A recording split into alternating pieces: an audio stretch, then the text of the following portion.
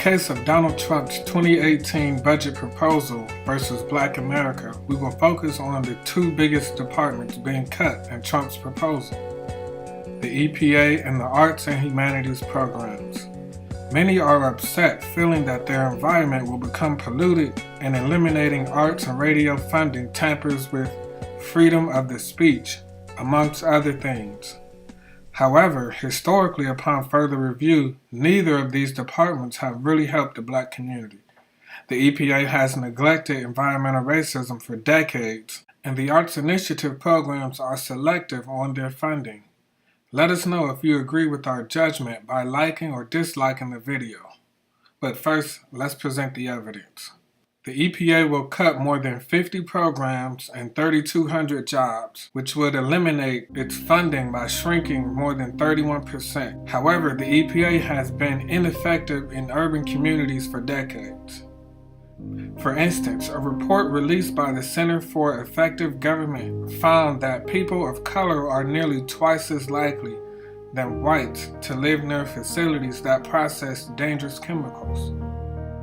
Michigan's most polluted zip code, a Detroit neighborhood surrounded by oil refineries, steel plants, coal incinerators, and salt mines that release some 1.6 million pounds of chemicals into the community each year. Also, this Detroit neighborhood is 84% African American. It has a higher pediatric asthma and lung cancer rates than most other parts of the state. Also, the EPA has let landfills sit in urban communities, in a particular neighborhood in Alabama, for over 14 years. The EPA is no stranger to not following up on complaints, and everyone is aware of how bad the Flint crisis is. Here in East Cleveland, Ohio, it took the EPA over a year to address the toxic dump on Noble Road after thousands of residents phone called and protesters decided to march. The EPA finally decided to shut it down a year later. This is not to say the EPA hasn't been effective in some areas, but the overwhelming evidence for neglect of urban communities is too much to ignore. Making the city and state responsible for environmental issues gives residents an easier access to address issues in their community. Environmentalism is completely overlooked in Black media anyway, also in Black communities by Black residents. Generally, police shootings, Black-on-Black crime, and other issues usually gain more attention. Next, the Arts and Humanities Department. Arts and cultural agencies. The Trump administration's proposal for eliminating 4 cultural agencies and their collective $971 million budgets.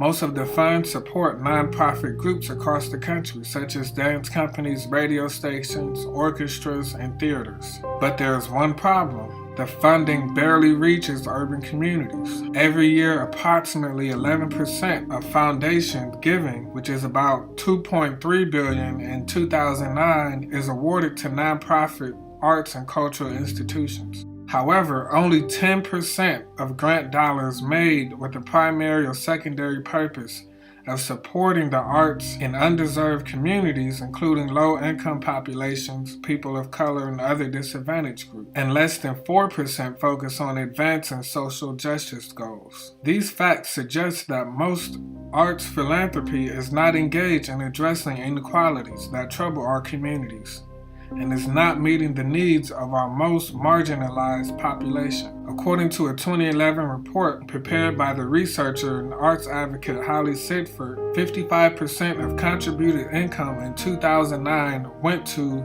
the 2% of arts organizations with budgets over $5 million. These institutions focus primarily on Western European art forms, and their programs serve audiences that are predominantly white and upper income. It's only gotten worse, actually, says Sidford.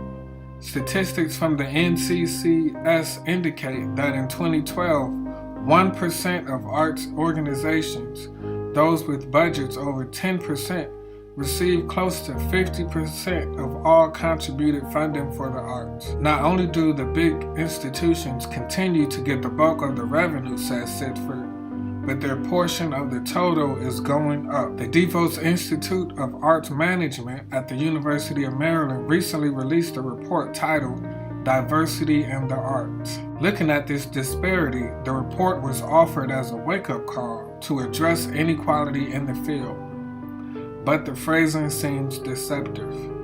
The report recommends that funders actually support fewer minority organizations, giving, quote, larger grants to smaller cohort that can manage themselves effectively, making the best art and have the biggest impact on their communities, end quote. They cite as evidence a study that finds the median percentage of individual donations to Black and Latino arts group was 5%, where the quote unquote the norm is about 60% for mainstream artist organization. We need to get back to that place where when we say the arts to someone, their mind doesn't immediately go to a big box building downtown where it costs $160 to go. Furthermore, the lack of Black philanthropy and endowment funds makes it difficult for Black arts to not become codependent on white dollars for their programs. Funding and grant writing in many cases is about who you know and not what you know. This creates a barrier for those coming from underdeveloped and underprivileged communities who has less successful examples to follow. In conclusion, in the case of the EPA neglecting Black communities for decades, we find them guilty. And in the case of discriminatory funding and philanthropy of art and humanities, we find them guilty as well. Neither has served the needs of the Black community. The EPA continues to neglect environmental racism, and Black people are left to depend on others to receive the bare minimum to ensure their cultural arts reach the masses. Let us know if you agree with this judgment in the comment section below. Next, how urban communities subconsciously attract gentrification via territorial stigmatization.